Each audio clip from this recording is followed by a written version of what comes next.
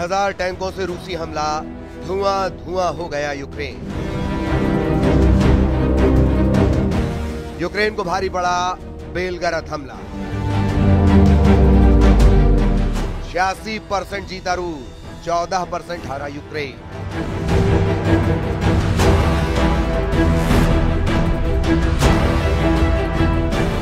Saudi अरब के Riyadh में चल रही अमेरिका, रूस और यूक्रेन की जिस शांति वार्ता पर पूरी दुनिया की निगाहें लगी हुई हैं, उस शांति वार्ता के नतीजे आने से पहले ही रूस और यूक्रेन दोनों ने एक दूसरे पर अचानक भीषण हमले शुरू कर दिए हैं। रूस के हमलों से जुड़े ब्लॉगर्स का यहां तक दावा है कि इस वक्त रूस ने कम से कम 3000 टैंकों के साथ यूक्रेन के 4 बड़े इलाकों पर हमले शुरू कर दिए हैं। हम आपको दिखाएंगे कि आखिर क्यों यूक्रेन पर तूफानी हवाई हमले करने के साथ साथ रूसी सेना ने टैंक, तोप, बख्तरबंद लड़ाकू वाहन और पैदल सैनिकों के साथ भीषण हमले शुरू कर दिए हैं। हम आपको यह भी दिखाएंगे कि हारते हाँफते और मरती यूक्रेनी सेना ने रूस के बेलगरद पर हमला ऐसे वक्त क्यों किया जब सऊदी अरब में युद्ध विराम पर इतनी महत्वपूर्ण वार्ता चल रही है। हम आपको यह भी दिखाएंगे कि क्यों कुर्स्क में राष्ट्रपति पुतिन के सामने रूसी सेना के chief of staff general Valery Gerasimov ने डंके की चोट पर कह दिया है कि रूस अब 86% जंग जीत चुका है और यूक्रेन 14% जंग हार चुका है। यानी दोनों ही स्थिति में रूस की 100% जीत होने जा रही है।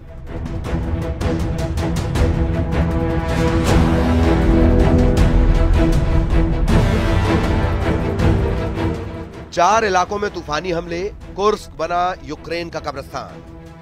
हम आपको वॉर जोन से आ रही सबसे लेटेस्ट अपडेट दिखा रहे हैं। इस वक्त रूसी और यूक्रेनी सेना एक दूसरे पर बड़े हमले करने का दावा कर रहे हैं। रूस ने जहां यूक्रेन के Odesa, Luhansk, Kherson, Zaporizhzhia, Donetsk, Kharkiv और सुमी पर बेतहाशा हमले बढ़ा दिए हैं, वहीं दूसरी तरफ यूक्रेन ने रूस के कुर्स्क के इलाके से भागकर अब रूस के बेलगरद पर भयंकर हमले शुरू कर दिए हैं। दावा किया जा रहा है कि यूक्रेन ने ऐसा इसलिए किया ताकि रूस को अपनी सैन्य ताकत को कुर्स्क की जगह बेलगरद में भेजना पड़े, क्योंकि इस वक्त कुर्स्क में यूक्रेन के 50,000 सैनिकों के साथ साथ नेटो के 30 बड़े अफसरों को रूसी सेना ने चारों तरफ से घेर लिया है। जरा पश्चिमी रूस के कुर्स्क के इस इलाके को देखिए जहां यूक्रेनी सेना को भारी नुकसान उठाना पड़ा। अमेरिका के तमाम हथियार जिनके दम पर यूक्रेनी सेना रूसी सेना पर जानलेवा हमले कर रही थी, उसे रूसी सेना ने तबाह और बर्बाद कर दिया।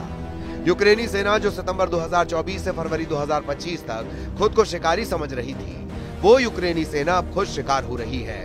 पिछले 15 दिनों में ही 18,000 से ज्यादा यूक्रेनी सैनिक मारे जा चुके हैं, जबकि सैकड़ों की तादाद में यूक्रेनी टैंक, तोप, बख्तरबंद वाहन और हॉवित्जर तोप के चीथड़े रूसी सेना ने उड़ा दिए हैं। हालात यह है कि जो ज़ेलेंस्की सोच रहे थे कि कुर्स्क के इलाके पर कब्जा करने के बाद वो पुतिन को घुटनों पर ला देंगे, वो ज़ेलेंस्की अब पुतिन के ऐसे फंदे में फंस चुके हैं जहां पर यूक्रेनी सेना के नरसंहार का बड़ा खतरा पैदा हो गया है। हम आपको वो वीडियो दिखा रहे हैं जब कुर्स्क में राष्ट्रपति पुतिन सैन्य वर्दी पहनकर अपने कमांडरों से मिले थे। 12 मार्च 2025 के इस वीडियो में उस वक्त राष्ट्रपति पुतिन ने साफ कह दिया था कि कुर्स्क से बचकर एक भी यूक्रेनी और भाड़े के सैनिक और अफसर न जाने पाए। इस मीटिंग में उस वक्त राष्ट्रपति पुतिन के सामने मौजूद थे रूसी सेना के chief of staff general Valery Gerasimov, जिन्होंने जो दावे किए वो आपको हैरान कर देंगे।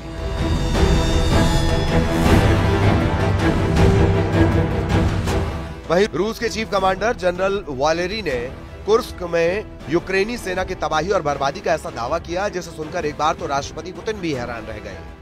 जनरल वालेरी का दावा कुर्स्क में रूसी भयंकर हमलों में 67,000 से ज्यादा यूक्रेनी सैनिक और उनके टॉप स्पेशल फोर्स का सफाया हो चुका है का दावा है। बात तो यहां तक की गई कि यूक्रेन ने रूस के कुर्स्क का 1300 वर्ग किलोमीटर इलाका 6 अगस्त 2024 के बाद से कब्जा कर लिया था, लेकिन रूस के तूफानी और खूनी हमलों के बाद रूस ने यूक्रेन से अपना 1100 वर्ग किलोमीटर का इलाका आजाद करा लिया है, जो यूक्रेन की तरफ से कुल कब्जा किए गए इलाके का 86% है। यानी अब यूक्रेनी सेना कुर्स्क के सिर्फ 14% इलाके में फंसकर रह गई है। रूसी सेना के chief commander general Valery Gerasimov का यह भी दावा है कि कुर्स्क में लगभग 50,000 यूक्रेनी सैनिकों को रूसी सेना ने घेर लिया है। यहाँ तक कि यूक्रेन के कुर्स्क में मदद कर रहे नेटो देश के 30 बड़े अफसरों को भी रूसी सेना ने चारों तरफ से घेर लिया है। यानी रूसी सेना के हाथों इनकी मौत तय है अगर इन्होंने सरेंडर नहीं किया। रूसी जनरल स्टाफ के प्रमुख ये भी कह रहे हैं कि कुल मिलाकर आक्रामक अभियानों के दौरान 1100 वर्ग किलोमीटर से अधिक इलाके को मुक्त कराया गया, जो दुश्मन द्वारा पहले से कब्जा किए गए इलाके का 86% से ज्यादा है। कुर्स्क दिशा में सैन्य अभियानों के दौरान दुश्मन ने 67,000 से अधिक सैनिकों को खो दिया है। ये यूक्रेन की सशस्त्र सेनाओं की सबसे अच्छी तरह से प्रशिक्षित और अत्यधिक प्रेरित इकाइयां हैं। पुतिन के सामने गिड़गिड़ाए ट्रंप, क्या 20 अप्रैल तक युद्ध रोका? उधर दूसरी तरफ सऊदी अरब की राजधानी रियाद में अमेरिका, रूस और यूक्रेन के प्रतिनिधियों के बीच 30 दिन के युद्ध विराम पर चर्चा हुई है। अमेरिका के विशेष दूत स्टीव विटकॉफ को लगता है कि पुतिन 30 दिन के लिए युद्ध विराम का प्रस्ताव मान सकते हैं, लेकिन दिक्कत यह है कि अमेरिका के विशेष दूत स्टीव के मुंह से पुतिन की तारीफ सुनकर यूक्रेन और यूरोप के नेताओं को मिर्ची लग गई है। सभी को लग रहा है कि वार्ता पुतिन के एजेंडा के हिसाब से हो रही है। साथ ही ज़ेलेंस्की ये भी आरोप लगा रहे हैं कि पुतिन वार्ता के साथ साथ यूक्रेन के नए इलाकों पर हमले तेज कर रहे हैं, जो बर्दाश्त नहीं किए जाएंगे। इधर रूसी सरकारी मीडिया के मुताबिक मॉस्को डेलीगेशन ने रियाद में ऐसा बयान दिया है, वो साबित करता है कि रूस किसी के दबाव में आने वाला नहीं है। क्रेमलिन के प्रवक्ता दिमित्री पेस्कोव ने दो टूक कहा है कि जल्द समाधान की उम्मीदों को कम करके आंका जाए। बातचीत अभी शुरू नहीं हुई है और कठिन वार्ता और शांति के लिए लंबा सफर तय करना होगा। क्रेमलिन के प्रवक्ता दिमित्री पेस्कोव ने रूसी सरकारी टीवी से कहा, जल्द चमत्कार की उम्मीद बिल्कुल ना करें। उधर ब्लूमबर्ग ने सऊदी अरब के रियाद में चल रही शांति वार्ता पर छपी अपनी रिपोर्ट में दावा किया है। ट्रंप चाहते हैं कि दोनों देशों के बीच ईस्टर से पहले यानी 20 अप्रैल तक वॉर रुक जाए, लेकिन 23 मार्च को ही रूस ने यूक्रेन पर 147 स्ट्राइक ड्रोन से हमला कर दिया, जिसमें 7 लोगों की मौत हो गई। ऐसे में सबसे बड़ा सवाल खड़ा होता है कि ट्रंप किस बिना पर अगले 25 दिनों में 3 साल से जारी जंग को रोक देंगे।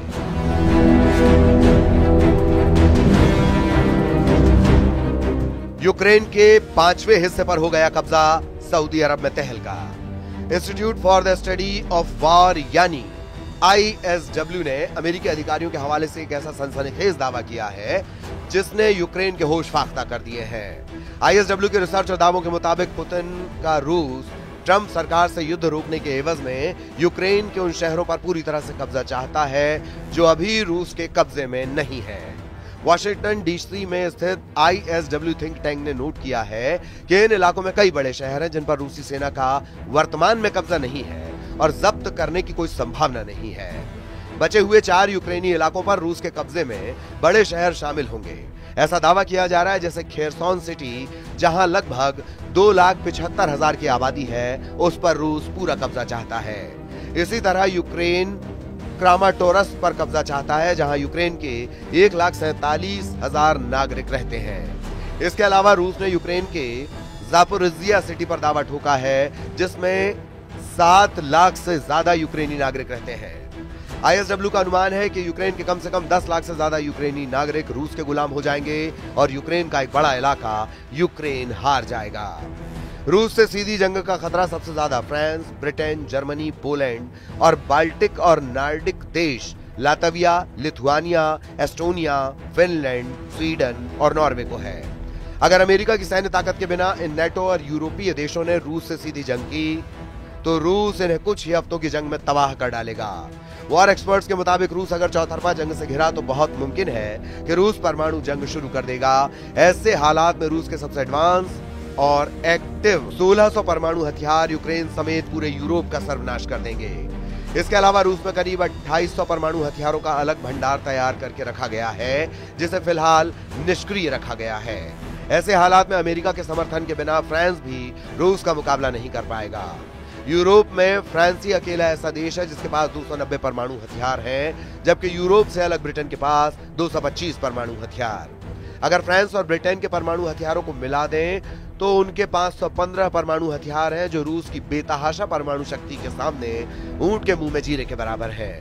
हम आपको बता दें, रूसी टेलीविजन पर ऐलान किया जा चुका है कि रूस की शैतान 2 थर्मो न्यूक्लियर मिसाइलें यूरोप को कुछ घंटों में भस्म कर देंगी।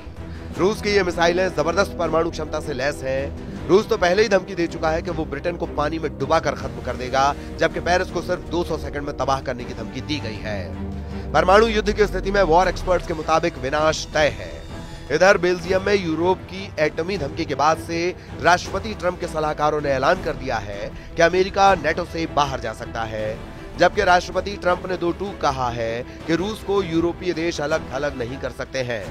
यूरोप युद्ध के पागलपन से खुद को बचाए वरना तबाह हो जाएंगे।